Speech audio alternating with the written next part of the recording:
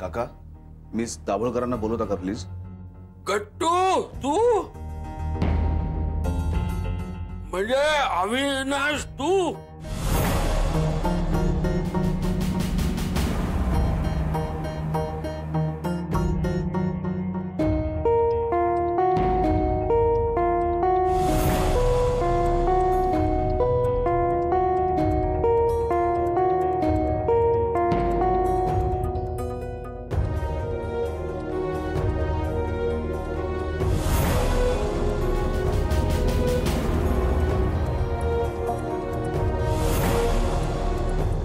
Sir तुम्ही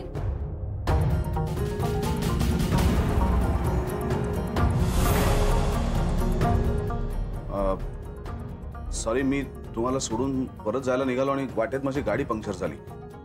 मी मेकॅनिकला phone करत होतो पण तेवढ्यात माझी बॅटरी डिस्चार्ज झाली. मला त्याला कॉन्टॅक्ट करायला काहीच साधन नव्हतं माझ्याकडे, म्हणून म्हटलं तुमच्याकडे यावं आणि तुमच्या फोनवरनं त्याला कॉन्टॅक्ट करावा.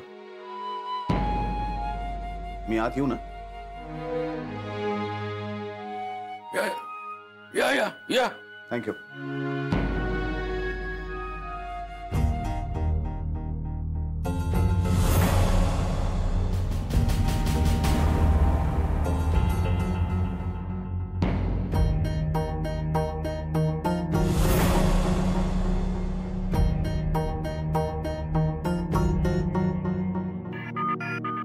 फोन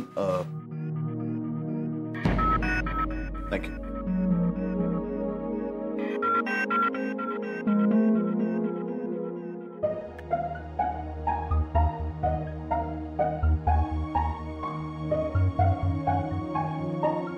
हाँ हेलो.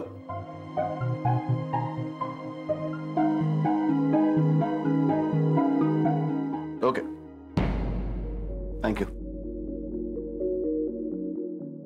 बसा बसा. हो.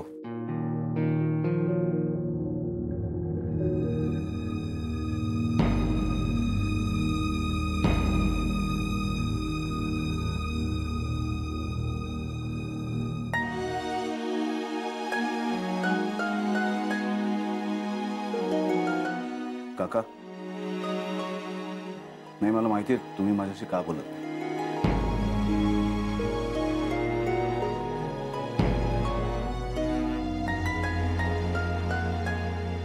म्हणजे तुमच्या मैत्रिणीचा मुलगा म्हणून तुम्हाला आनंद आहे, पण त्याचबरोबर मी मिस दाभोळकरांचा बॉसही आहे आणि तुमच्या लेखी मी एक राक्षस आहे.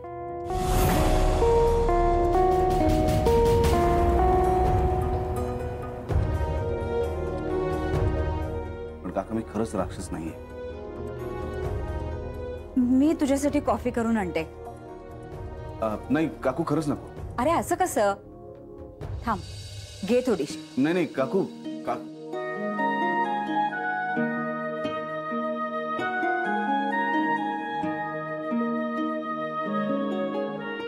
Sir thank you. मिस दाभोळकर, कदाचित उद्या सुद्धा तुम्हाला उशिरापर्यंत थांबावं लागेल.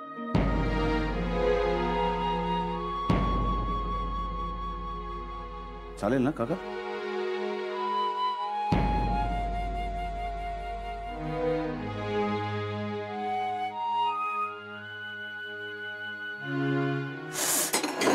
काकू काकू सावकाश, तुम्ही टेन्शन घेऊ नका. हे बघा, काकांचा जरी आमच्यावर विश्वास नसला ना तरी आमचा काकांवर विश्वास आहे. तुम्ही हे घेऊन जा बाहेर, टेन्शन घेऊ नका.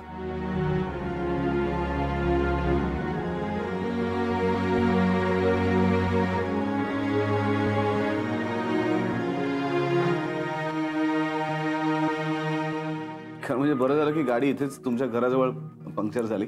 अजून पुढे लांब झाली असते तर मेकॅनिकला कॉन्टॅक्ट नाही करता आला असता. आणि हो काका, तुम्ही? नाही, वेळी अवेळी अशा गोष्टी घेत नाही.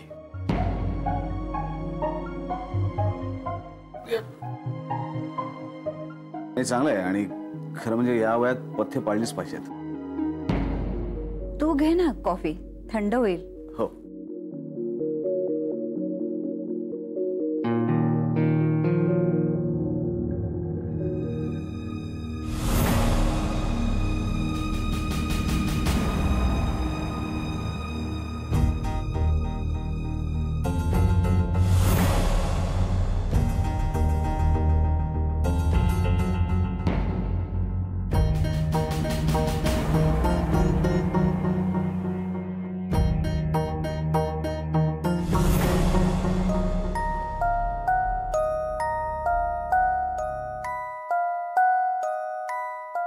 गट्टू काय काय कॉफी दे, काय झालं कॉफी दे इकडे, कॉफी दे. काय झालं दे इकडे. हा काय, मी मला प्यायला म्हणून मागितली नाही, पण काय अशा वेळी कॉफी प्यायल्यानं पित्ताचा प्रकोप होतो.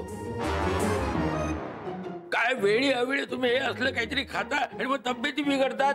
नाही म्हणजे कसं काम असतं ना दिवसभर, तुम्हाला धावपळ असते. वेळी अवेळी खाणं पिणं बरं नाही. हो आणि हे सगळं मी तुला कोणाचा बॉस म्हणून नाही सांगत आहे, माझ्या मैत्रिणीचा मुलगा म्हणून सांगतोय. कुमू काही बोलत नाही का तुला?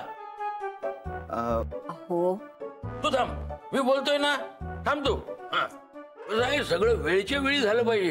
ही जेवणाची वेळ आहे. नाही मी जेवणारच आहे घरी जाऊन. कधी? आता म्हणजे घरी जाऊन जेवणारच आहे मी. तो मेकॅनिक येईल ना 10 मिनिटात म्हणून. नाही येईल काय, तो आला असेल 10 मिनिटं वाट बघत असेल बाहेर. निघ हो मी निघतोच. निघ हो, निघ निघ हो. निघ. हा. येतो. मी येतो. नाही, मी जातो. काही काकू येतो. मी जावळ. Good night. येतो का? हा.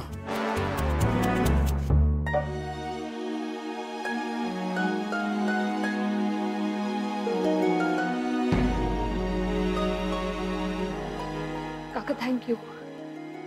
आज तुमच्यामुळे वाचलो आम्ही, नाहीतर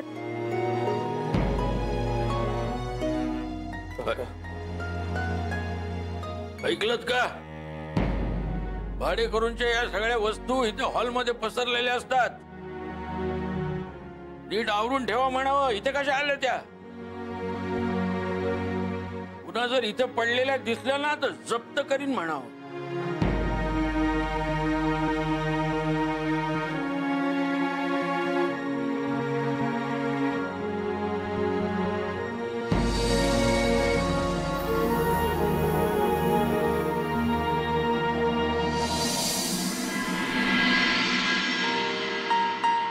आज काही खरं नव्हतं आपलं. अविनाश सरांनी जर हे आय कार्ड बघितलं असतं ना तर. प्लीज आता काही बोलू नकोस. आता कुठे मला जरा रिलॅक्स्ड वाटतंय. हे बघ, मी फक्त शक्यता समोर ठेवतोय. जर आय कार्ड जागेवर ठेवलं असतंस तर. आता कळलं? मी नेहमी तुला म्हणत असते वस्तू जागच्या जागेवर ठेवत जा, ते ह्या करता. पण आता त्याचा काय संबंध इथे? तुझं आय कार्ड जर तू बाहेर ठेवलं नसतं तर आपल्याला टेन्शन आलं नसतं आणि ही शक्यता तुला समोरही ठेवावी लागली नसती. आता तर काकांनी वॉर्निंगच दिली, वस्तू इथे तिथे ठेवायच्या नाही. काका, काही माणसं ना कळायला खूप अवघड असतं. म्हणजे ती रागवतात, ओरडतात, पण तेवढीच काळजीही करतात. काका त्यातलेच एक आहेत.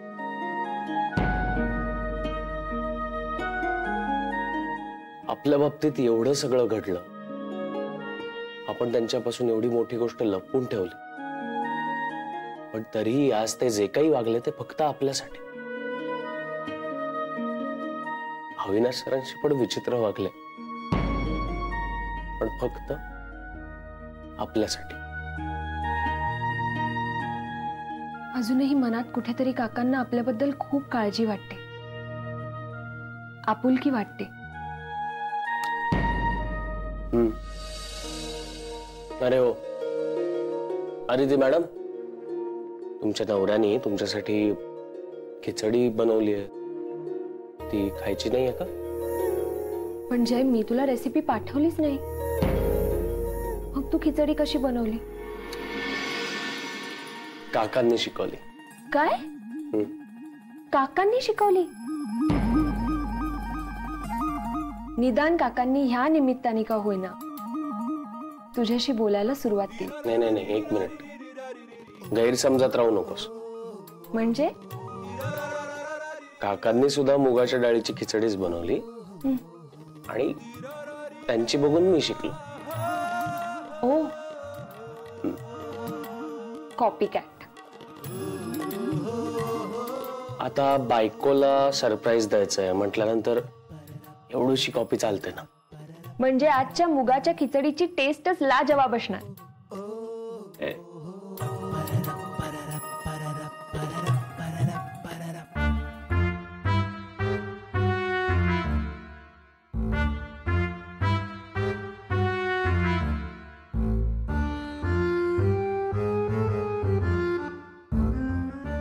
काय बघतेस काय माझ्याकडे? कुठे काय? नाही, खुश असशील तू आता 2 पोरं वाचली म्हणून. छे, मी विचारणारच होते तुम्हाला, का वाचवलं त्या भाडेकरूला? कळलं तर कळलं त्यांच्या बॉसला, आपल्याला काय करायचंय? काय करायचं म्हणजे? त्या भाडेकरू ना कामावरून काढून टाकलं असतं म्हणजे. काढू दे ना मग. मी बरं काढायला देईन. काय? म्हणजे दोघं कामावर गेले नाही तर माझे पैसे देणार कसे ते? म्हणून मी वाचवलं त्या दोघांना. मी बोललो गट्टूला. हो, पण त्याला काय वाटलं असेल? त्यालाही वाटलं असेल मी विक्षिप्त आहे. ते भाडेकरूमुळे झालंय, समजलं? आता तू गट्टू कुमूला पण सांगेल. हो, पण तुम्ही असं करा असं त्या भाडेकरूंनी तुम्हाला सांगितलं होतं का? तुमच्या स्वार्थासाठीच तुम्ही केलं ना हे सगळं? माझा कसला स्वार्थ? मी त्यांना दिलेले पैसे वसूल करण्यासाठी असं वागलो. हो, पण स्वतःहून वागलात ना. पण गट्टू त्यांच्यामुळे इथं आला. त्यांना म्हणाव त्यांच्या ओळखीचं इथं पुढे कोणी येता कामा नये. हो, तो तुमच्या मैत्रिणीचा मुलगा आहे ना. पण तो यांचा बॉस म्हणून इथं आला होता ना. आता तू कुमूला जाऊन सगळं सांगणार? पण तुमची मैत्रीण तुम्हाला ओळखते ना, मग कशाला काळजी करताय? हे, हा विषय ना म्हणजे एक तापच झालाय अगदी. हो, भाडेकरू तापच झालेत आपल्याला. आणि हो, त्या भाडेकरूला सांगा मला कॉपी करायचं नाही म्हणून. तू हसू नको. तो भाडेकरू आहे ना, तो मला कॉपी करत होता. मग अशी मी किचन मध्ये बनवत होतो तसं तो बनवत होता. काय केलं त्यांनी? खिचडी.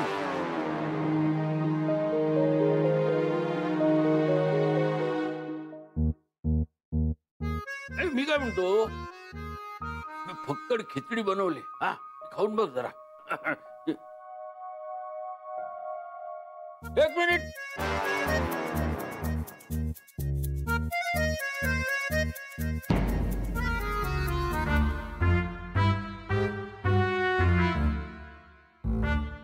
या भाडेकरूंना म्हणावं बेडरूम ही जेवायची जागा नाही.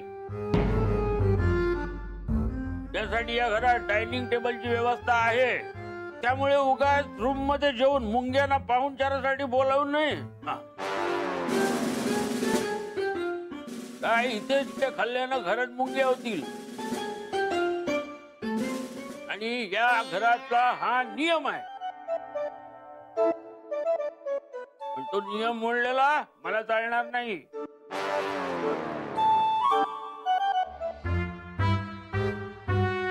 ये काय कुठलाच नवरा एवढी टेस्टी खिचडी करणार नाही. ये.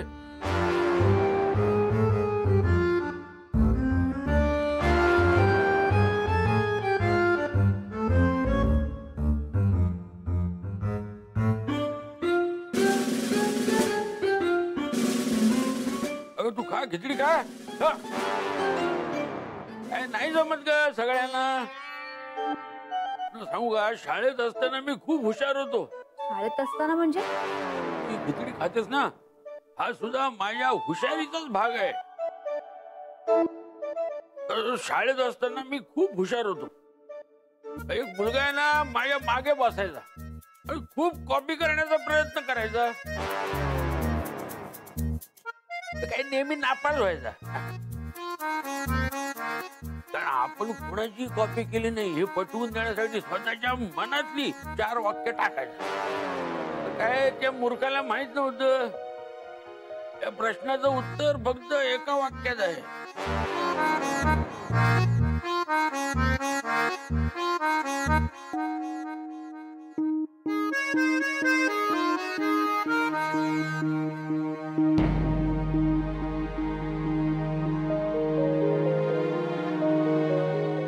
जय, खिचडी छान झाली. खा ना. खरंच? हो खरंच मस्त झालीये. हा आणि ऐकलंस का, पुढच्या वेळेला मी तुला काकडी घातलेली खिचडी बनवून दे. काय? काकडी काकडी वाकडी असते ना ती. जय, तू खात का नाहीयेस? आणि मी रेसिपी न पाठवता तू केलीयस ना ही खिचडी? सगळे इन्ग्रेडियंट्स अगदी करेक्ट आहेत. अगं नुसते इन्ग्रेडियंट घालून चालत नाही. हाताची सवय खूप महत्वाची असते. काय कशी झाली खिचडी? थांबा सांगते.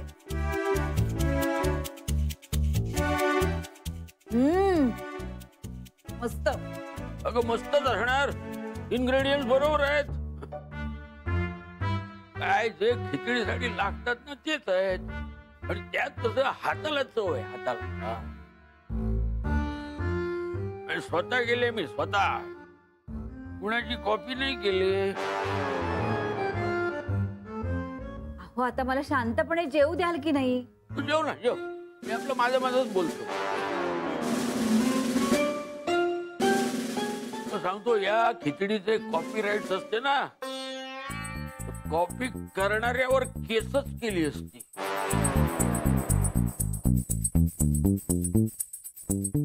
कसं आहे, जे आपल्याला जमतं तेच करायचं असतं माणसाने. सगळ्यांना नाही जमत ते.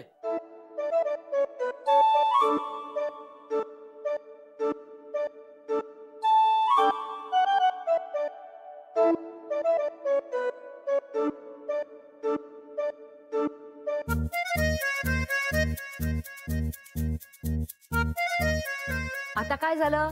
बोला ना. तुला शांतपणे जेवायचं ना, जेव ना. बोलतेस किती?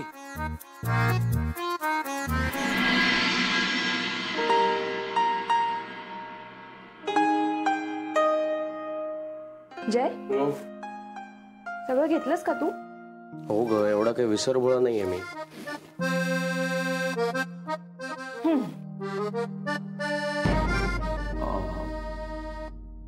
ही दाभोळकरांच्या प्रोजेक्टची फाईल आहे. बरं झालं तुझ्या लक्षात आलं, नाही तर नेमकी ती विसरली असते. तू विसरभोळा नाहीयेस ना? हा, पण असं होतं कधी कधी. मी तर म्हणतो, देवानी प्रत्येक नवऱ्याला हे असं थोडंसं काहीतरी विसरण्याचं वरदान दिलंय. हा, म्हणजे त्यांनी काय होतं की नवरा असं काहीतरी विसरतो, मग बायको त्याच्यासमोर ती विसरलेली गोष्ट अशी घेऊन उभी राहते आणि मग नवरा तिच्याकडून ती घेतो. जय, तू अजून एक गोष्ट विसरतोयस. आपल्याला ऑफिसला जायचंय. हो. जय, पप्पांच्या कंपनीच्या टूरचं जवळ आता फायनल झालं असेल ना? सगळी तयारी झाली आहे ना? हो, म्हणजे सध्या ते त्यांना जे जे हवं होतं त्याची उत्तम व्यवस्था लावून दिली. आता तरी त्यांना तक्रारीची काही संधी ठेवली नाही. हे पण एक मानलं पाहिजे, या सगळ्यात त्या रजनीने खूप मेहनत केली. म्हणजे नाही म्हटलं तरी तिने कष्ट घेतले. बाकी काही असलं ना तरी तिने एखादी गोष्ट ठरवली की ती करतेच.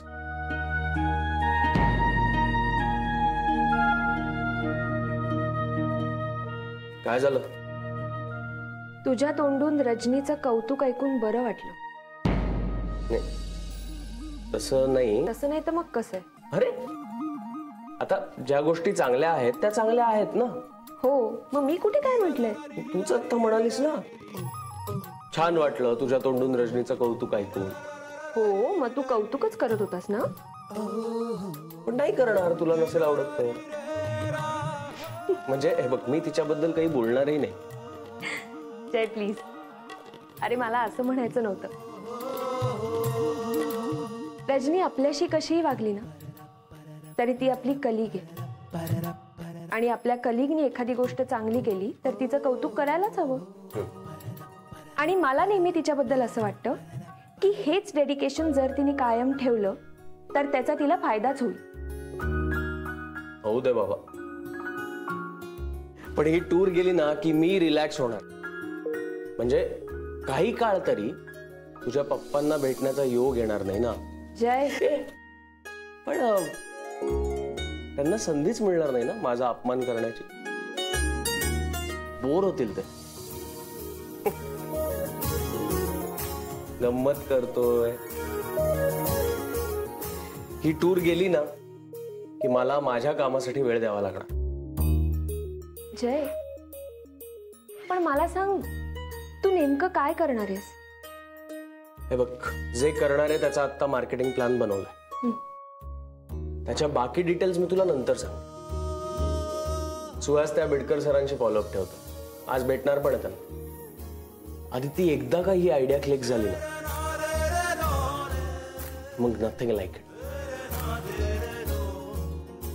मग आपलं एक मोठं ऑफिस असेल. जय, मी देवाकडे प्रार्थना करेन हे काम लवकरात लवकर सक्सेसफुल होऊ दे.